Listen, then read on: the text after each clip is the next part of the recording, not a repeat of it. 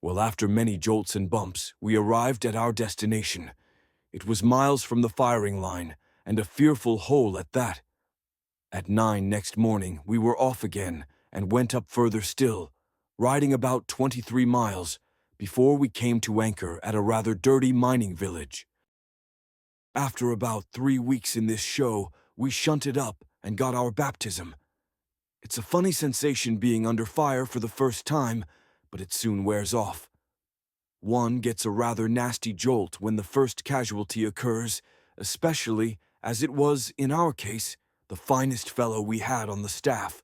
He got a chunk of shell in the back of his neck and was killed on the spot.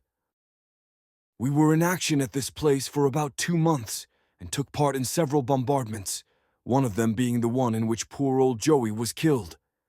We had some pretty rough times, but were very fortunate as regards casualties. 2 months action and 2.5 days rest. It doesn't seem much, but that's what we got, and then at it again in a different part.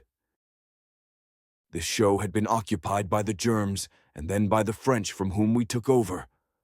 The filth and stench was too awful for words, one of our batteries striking rather unlucky in coming across Germs buried just under the surface when they started digging their guns in. The air was blue for miles. The next action we had was a hell of a show. The staff were put into a huge chateau, which was under observation and fire from 3 sides, and they didn't half sling the lead about too. It's marvelous that we didn't get lifted skywards heaps of times, but still here we are. After a good spell in this show, we came to rest again about 10 days or so ago. This letter was written on August 10, 1915, at a time when Corporal Richard James stood at the dawn of his military career. Despite the trials he had already faced, those hardships were merely the beginning.